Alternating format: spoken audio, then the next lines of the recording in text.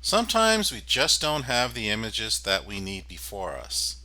So there's no point of taking out our camera phones looking for images if they're not there.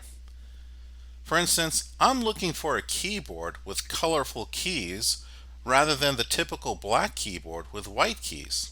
And since I'm using Macintoshes, I don't have the luxury of taking a picture of a monitor with the Windows logo on there.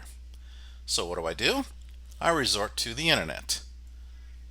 So let's go ahead and open up a browser and enter the Google search engine. And let's look for that keyboard. So let's type in keyboard and press return. And look at that, I've got many options over here. Well, I see a keyboard that I kind of like. So I'm going to click on that. And there it is again. And I'm going to finally move my cursor over this keyboard, right click, select copy image, and then return back to Photoshop, where I'm going to press the create new button. Look at this, there is a preset icon that says clipboard, which has the dimensions of the image that I just selected.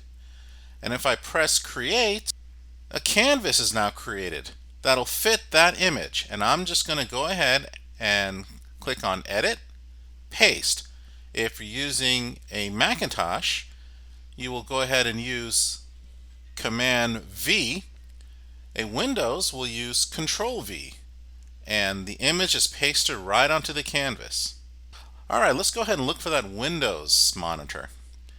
And instead, I'll return back to the Google search engine, and I will type in computer monitor. And there is a good looking monitor right there. I'm going to click on that image. Then I'm going to move the cursor over that image that appears before me, right click, select copy image, and this time you notice that Photoshop returns to the image that I just copied in there.